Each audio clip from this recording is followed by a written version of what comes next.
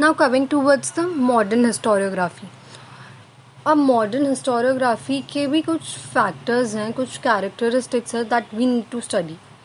Now the first characteristic says its method is based on scientific principle. It begins with the formation of relevant question. अब in history you can't directly say, you need to prove the evidence. तो कुछ relevant question आते थे कि how, why, कहाँ, कैसे. Like this question always arises. So that is the first main characteristics. Now this question are anthropocentric. Now what do we understand by the term anthropocentric? It means that this question are about the deeds of the members of Asian human society of a particular period. History did not suggest any interrelation between the divine and the human deeds. So ये बोलने की कोशिश क्या कर रहा है कि जो रिगार्डिंग ह्यूमन काइंड है एज द सेंट्रल और the most important element in लोग ने कंसिस्ट किया कि ह्यूमन एज द मोस्ट है. इन्होंने अपोज किया कि देयर इज डिवाइन गॉड. इन्होंने नहीं बनाई है एनिमल्स, ये सबको इन्होंने अपोज किया. This is the human who has created this world, ऐसा ये बोलते थे.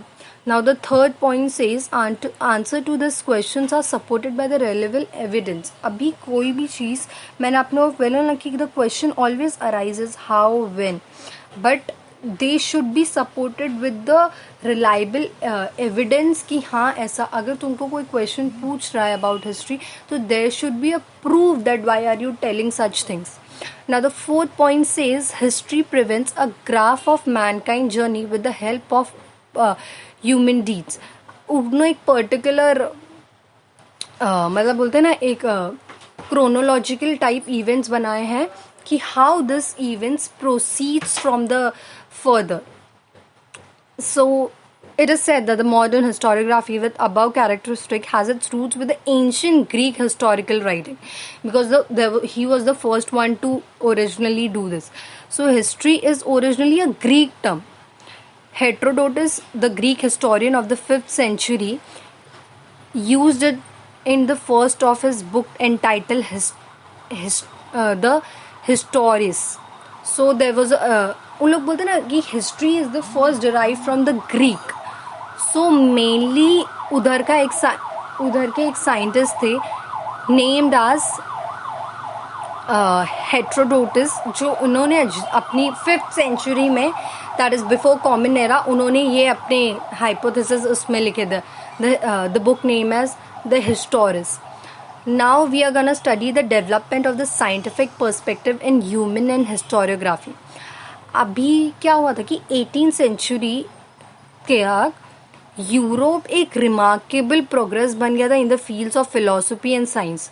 स्कॉलर्स केम, उन्होंने पॉसिबिलिटी ऑफ स्टडिंग सोशल और historical truth by scientifical method. मैंने आपको स्टार्टिंग में बोला था जैसे एम्पेरिकल मेथड होता है उसके मीन से की.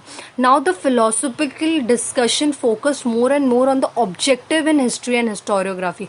What was the point, from where did it originate, how are is characteristic, इसमें उन लोग फोकस करने थे.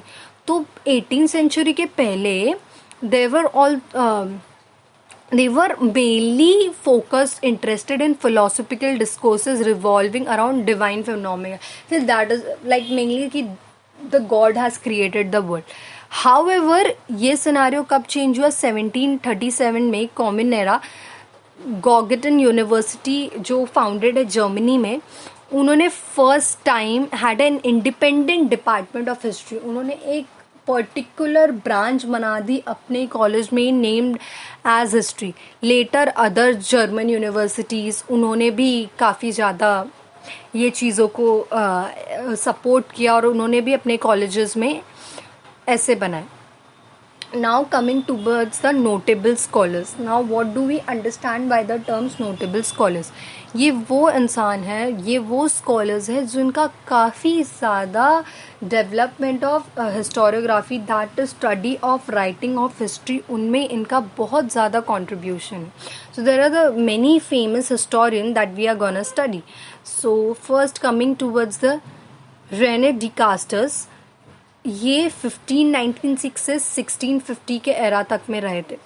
अब इनका फॉरमोस्ट ये ना मेनली ग्रीक के थे। इनका मेनली फॉरमोस्ट क्या था जिसमें ये फोकस कर रहे थे कि ये verifying the reliability of the historical documents, जो भी हिस्ट्री लिखी गई थी उनकी ऑथेंटिसिटी चेक करना कि how well they are connected by critically examining them, scrutinizing them. ये इनका मेन मोटिव था। Among the rules given by in his book that is discourse on the method, the following is suppose to have a great impact on the scientific method of research. अब इसका इन्होंने एक statement बोला था कि never to accept anything for true till all grounds of doubts are excluded. कोई भी चीज़ को तब तक एक्सेप्ट मत करो, तब तक उस पर ट्रस्ट नहीं करो जब तक यू आर नॉट 100% श्योर कि देर इज नो डाउट कि हाँ अब तो मुझे कोई शक ही ना है ना। फॉर एग्जाम्पल स्टोन एज, हमने स्टोन एज के कॉन्सेप्ट को क्यों माना? Because we actually had the evidence. हम एक्चुअली हमारे पास सब प्रूफ्स हैं। बोलते हैं ना आर्कियोलॉजिस्ट ने भी किया है, जो स्टोन्स पे उन लोग स्कल्पचर्स कर रहे थे उनके हेल्प से we have the proof. So that is what he says कि never to accept anything for true till all grounds of doubts are excluded, there should be a no doubt. Now the second historian came named as Voltaire. He lived in the era of 1694 to 1778. इनका he was mainly a French. इनका main objective था chronology of the historical events considering social tradition, trade economy, agriculture etcetera which are equally important historiography. अभी मैंने आपको chronology का मतलब बताया था कि the arrangements of events of dates and order. तो आप कोई भी चीज़ को order wise by the objectives, social events, agriculture, tradition, इस सब के बेसिस पे अगर करोगे तो history could be serve easy हो जाएगी और वो अच्छा सर्व करेगी आपको नॉलेज में. So it give rise to the thought that understanding all aspects of human life is important for the history writing. इसके लिए इट इज सेड वॉलेटेयर को हम लोग फाउंडर ऑफ मॉडर्न हिस्टोरियोग्राफी भी बोलते हैं क्योंकि इनके ये फैक्टर्स काफ़ी ज़्यादा काम आए थे. Now the third historian George Wilhelm Friedrich Hegel. He lived in the era of 1770 to 1831. Hegel ना एक जर्मन फिलोसोफर थे. इन्होंने ना मेनली इंसिस्ट किया कि हम लोग हिस्टोरिकल रियलिटी को एक लॉजिकल वे में प्रेजेंट करें, कि हम लोग ना उनके according the timeline of historical events was indicative of progress, कि हाउ द थिंग्स हैपन एक किस ऑर्डर में हुए, उन लोग ने इस पे ज़्यादा फोकस किया. He also thought that the presentation of history is bound to change over the time as evidence would come forward. मतलब आप कोई भी चीज़ को ना 100% ट्रू नहीं बोल सकते हो. एक्चुअली आप इनको कॉन्ट्राडिक्ट रीने डिकास्टर्स का स्टेटमेंट कर सकता है, बट ऐसा कहीं लिखा नहीं है. बट ये बोलते हैं कि एज द टाइम प्रोसीड्स हम लोग को नए नए एविडेंस मिल सकते हैं. सो अगर नए नए एविडेंस मिल सकते हैं so we can completely reliable कि हाँ इतना है तो ऐसा ही हुआ होगा. Maybe something new comes after a particular time. So, with Hegel philosophy, many scholars were convinced that historical methods were not lesser quality through they differed from scientific methods. So, इनकी collection और इनके article एक book में लिखे गए थे, that the book named is encyclopedia of the philosophical science. इनकी एक खुद की भी बुक थी known as reason in history. अभी एक there is a para in the page number 4. अभी हेगल की ना एक फिलोसफी थी, उन्होंने इन शॉर्ट उसको एक्सप्लेन किया है कि grasping of the meaning of any happens in terms of two direct opposites. अभी मैं आपको ना एक ईजी वे में, कोई चीज़ अच्छी है ये आपको कैसे पता चलेगा? If you have experience the bad thing then only you could say that it is a good thing. अगर तुमने बैड एक्सपीरियंस ही नहीं किया है तो तुम लोग उसको गुड बोल ही नहीं सकते हो. सो अभी ना हम टॉपर को टॉपर क्यों बोलते हैं? क्योंकि टॉपर उसके मार्क्स सबसे ज़्यादा कंपेरिजन होता है ना, that's why he is the topper.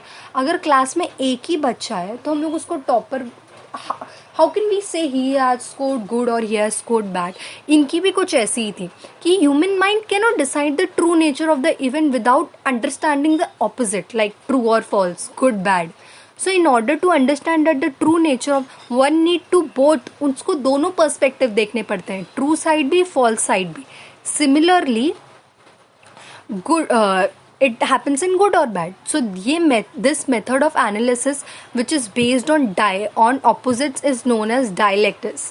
अभी in this method there is, देखो पहले ना हम लोग एक थियोरी प्रपोज करते हैं जिसको हम लोग थीसिस बोलते हैं. फिर थीसिस के कॉन्ट्राडिक्टरी हम लोग एक दूसरी थ्योरी प्रोड्यूस करते हैं, उसको हम एंटीथीसिस बोलते हैं. और फिर ये दोनों को हम लोग डिस्कस करते हैं और ये दोनों को मिला के हम लोग एक थ्योरी को प्रोड्यूस करते हैं, जैसे जिसको हम लोग बोलते हैं synthesis. So this is how the philosophy of the Hegel says.